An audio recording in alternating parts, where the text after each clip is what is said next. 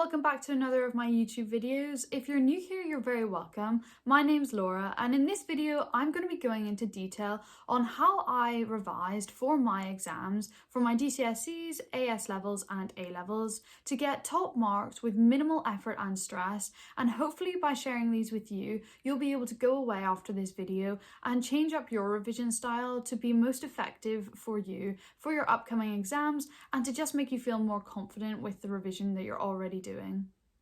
It can be really easy to get stressed out coming up to exam season, so I just want to share with you some of the ways that I revised to hopefully minimize any panic or stress that you might be feeling and to just make sure that you are on track and ready to pull out great scores in your exams. So these are the top 10 ways that I revised, and hopefully by sharing these with you, I'll be able to give you a bit more reassurance that you're on the right track and you're heading for top marks in your exams. So my first top tip is to avoid leaving everything to the last minute.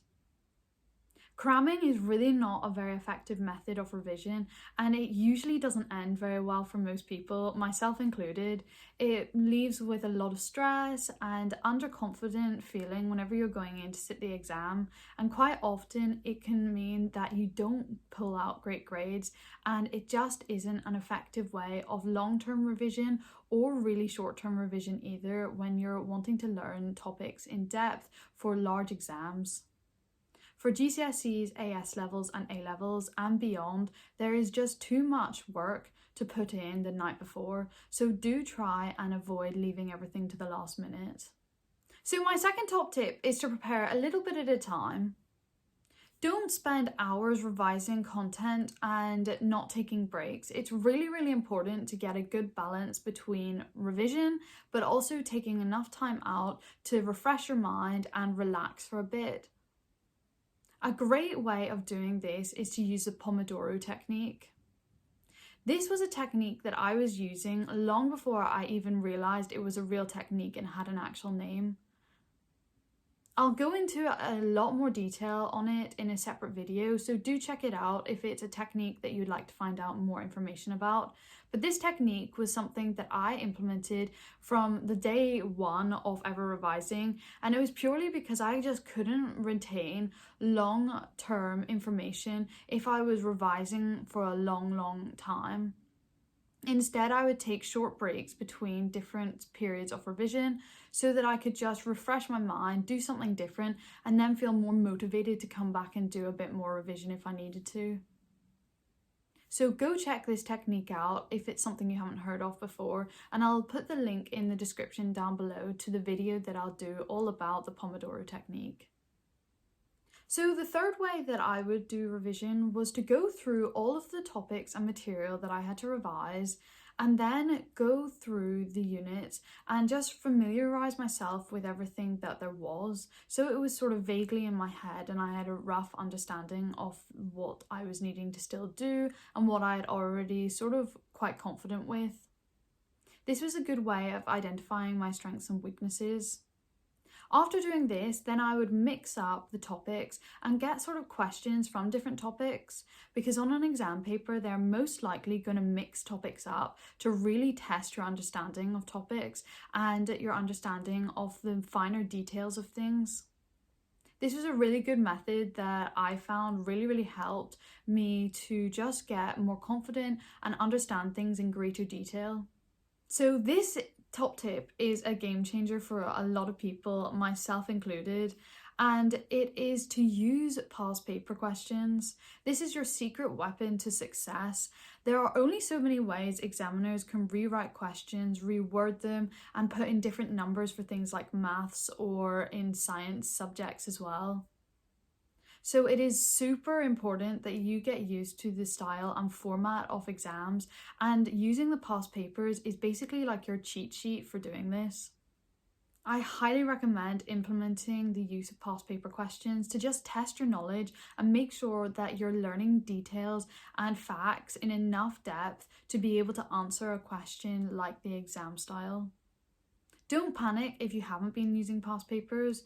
Quite often your school will have given you past papers and you won't have even realised that the questions are from past papers. And it is a really, really good way of just mixing up your revision, making sure you're learning things in enough detail, and also give you confidence that you understand the structure of the exam and can do it in time conditions as well. Don't rush into this. If you're not feeling prepared enough and you haven't got the background of your topic sort of covered yet, I would highly recommend going through them all first before launching into past paper questions, because it can be quite off-putting if you have no clue what they're even referring to. You can find past paper questions on lots of different websites. Usually the exam bodies will have past papers on their website, so do check them out to find some questions that you can do and make sure that you're on track to being able to sit the exam style questions and do well. So this top tip is a way that I made use of remembering large amounts of facts or formulas or different things from sciences, history, geography, sort of subjects where you have to retain a lot of key information. And it can be quite hard if you're trying to do this for multiple subjects at a time. So I would have implemented the use of mnemonics or memory sort of techniques, like associating a word or formula with something that I would do in my everyday life, so that if I got a little bit freaked out on the day of the exam, I could refer back to something very basic and then have a better idea of what I was doing. This sounds like it's slightly more complicated than it is, and it was actually a really simple technique. I simply associate something that was complex, like dates and facts or formulas, to something that was really easy to visualize in my head. This technique really helped me retain a lot of information, and I can still pull up that information if I needed to, because of the way I linked it to random things that made sense to me. So do try this out if it is something you're interested in. It can be really useful on the day of the exam when you're quite nervous and you're finding it hard to focus on things. It can really just make things a lot more easy and simplified, so you're not panicked or stressed. So another method that I used in my revision process was to do mini quizzes of things, and this can be as simple as revising a topic and then just closing the book over and quizzing yourself from what sort of memory you have of what you've just done.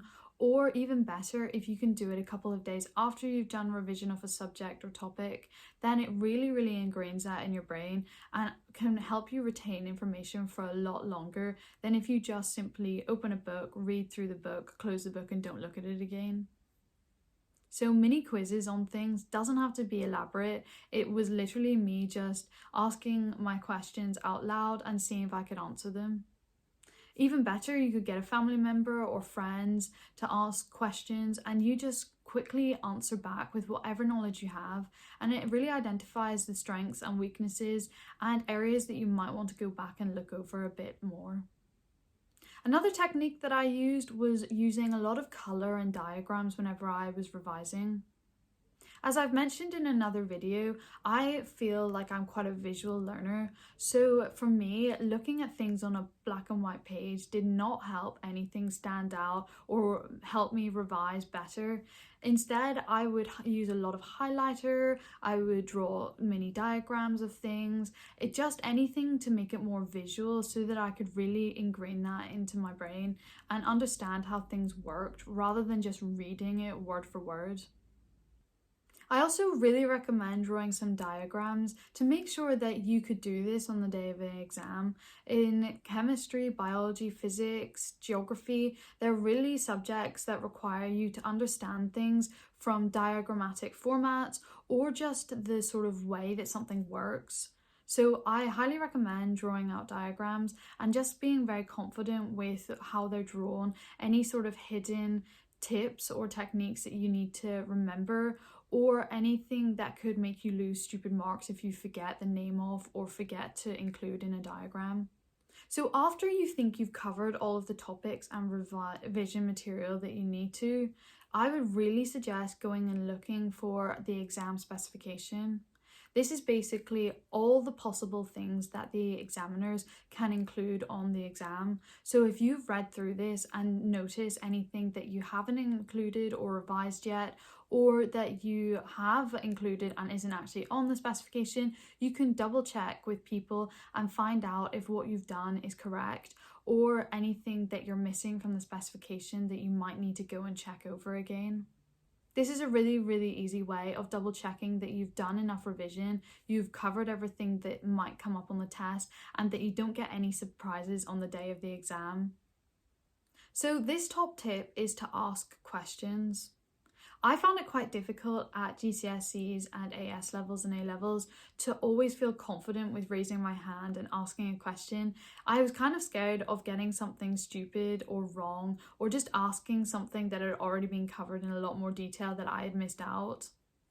However, it's so easy to fall behind and not realise why other people are picking up things that you're not if you don't ask questions. So I highly recommend asking questions, whether it's in front of the class or to a friend, or going and getting the teacher to help you outside of class. Teachers are there, they're the experts, they teach courses year on year, and they're never afraid to help you. That's their job, and they would be happy to give you advice and answer your questions, and just make sure that you understand the topics in enough detail to do well in your exams. So I highly recommend going and asking your teachers for help, or asking questions to other people in your year if you're struggling with anything. There's no point struggling on your own and never being able to understand why. It's much easier to go and get the answers and feel confident that you understand the topic in detail and nothing's going to surprise you or make you anxious that might crop up on the exam. Quite often you'll be panicking over something that was really easy to fix. Maybe you've missed a decimal point or something stupid like a certain word on an exam that you really missed, and the teacher can point out really easily and quickly. So definitely ask questions. It's so worth it and can make things a lot easier when it comes to your revision.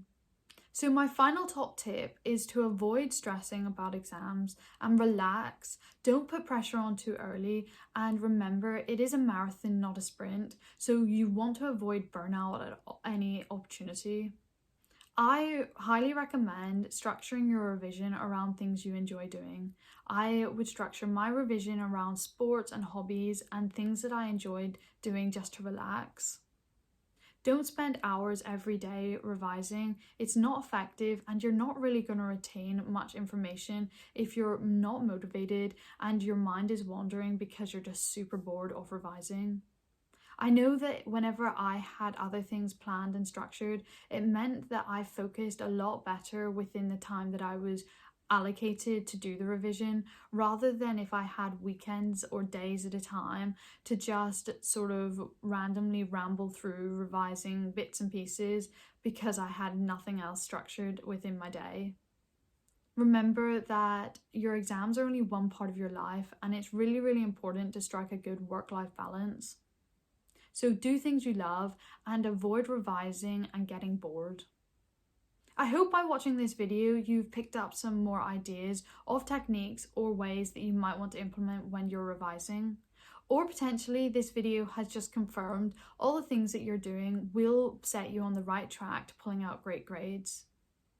Keep focused and stay motivated, and hopefully by implementing what I've talked about today, you'll be able to go away and get great grades yourself. If you haven't already, please hit that subscribe button down below to keep up to date with all my new content and videos to help you succeed on revision in your UCAT and overall getting into a medical school. I hope you found this video useful, and if you did, please go give it a like down below. Please go check out my Instagram to get more information and top tips on all the aspects of applying to a medical school and university in the UK. Thanks for watching, and I'll see you in my next video. Bye bye!